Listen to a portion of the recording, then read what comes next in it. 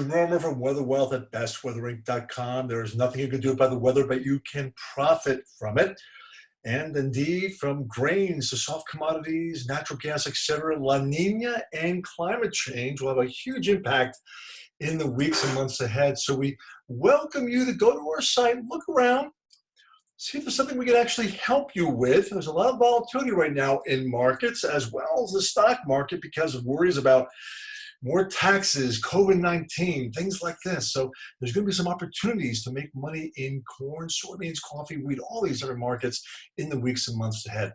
Let's talk a little bit about La Nina today. There are different types of La Ninas. And right now, you can see the cooling in the central western Pacific and warming toward the eastern areas. That's called a La Nina Molokai. Usually you see the entire Pacific Ocean cool when you have a moderate to strong La Nina. You have a La Nina Molokai that can be different and affect everything from cocoa to grains and coffee commodities here in the weeks and months ahead. That's a typical La Nina. See how the entire Pacific's actually pretty warm.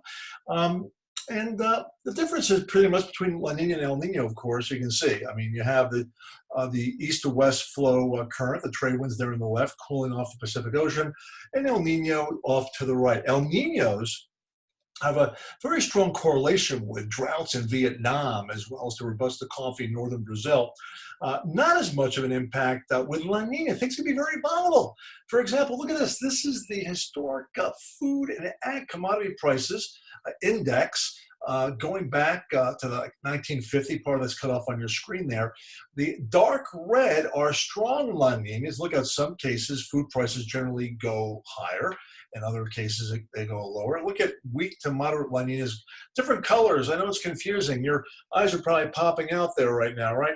Well, anyway, we try to navigate these waters, discuss climate change, and which of these La Nina events could affect commodities the most.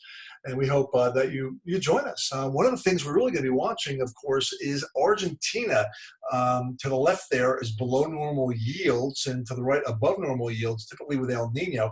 Look at all those below normal yields there to the left, below that x-axis with La Nina for corn and soybean production. Not a factor right now, but it could be in the weeks and months to come. In fact, some of the models are showing drought conditions returning to Argentina and southern Brazil will be important, particularly November through February for grain prices. But northern Brazil, the coffee market's been under pressure here because of forecasts for rains and normal to above normal rainfall there in green in Brazil coffee areas, as well as, of course, the Brazil real has been falling. It's been too big of a long position. The outside markets are affecting coffee trading as well. But some of my computer programs in-house really are suggesting that all this rain models are predicting for Brazil coffee may not actually occur consistently. If that's the case, we could go back into a bull market later on during the course of the year. My Climate Predict program looks at various La Ninas. At the strongest ones, for example, look how it's cold in Western Canada, the Northern Plains, warm in the Deep South. That would not bode well for natural gas prices later on during the course of the winter. Look how, though, Asia tends to be cold, could increase heating oil demand. Normally it's cool in Brazil. That would be bearish, potentially coffee and sugar again after this big spike up over the last 6 months with frost and droughts in South America. Some of that's been built into the market.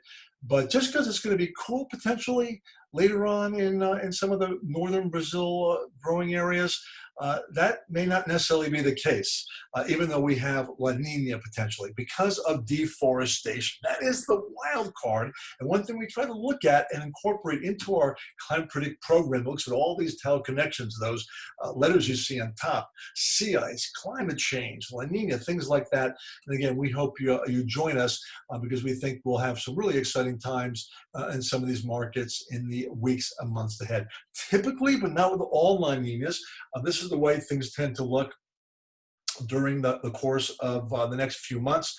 At bottom right of your screen there tends to be drier weather, as well as the southern plains where you see that kind of greenish yellow. Those southern plains wheat areas and southern Brazil corn and soybean areas could set up for a bull market in corn and beans later on this winter, their spring and summer. So stay tuned. A lot of exciting times in the weeks and months ahead. Again, we have 2 newsletters, Weather Wealth, 14-day free trial period, much more specific trading information, twice a week updates. And some of you already have been subscribers to my monthly newsletter, $49 a month. It's cut off there at the bottom. Climatologist gives you a basic idea of longer range weather outlooks, very inexpensive, how to trade ETFs, futures, things like that, particularly for the novice investor. And if you just enjoy climate and weather in general, that's a good starting point. Again, at my website, bestweatherinc.com, you can go there and find out all this information. So again, how will La Nina form? How will it move and transition into the spring and summer? That's going to have a huge impact in commodities once the dust settles with the outside markets and the stock market. And again, we hope you join us. Thank you.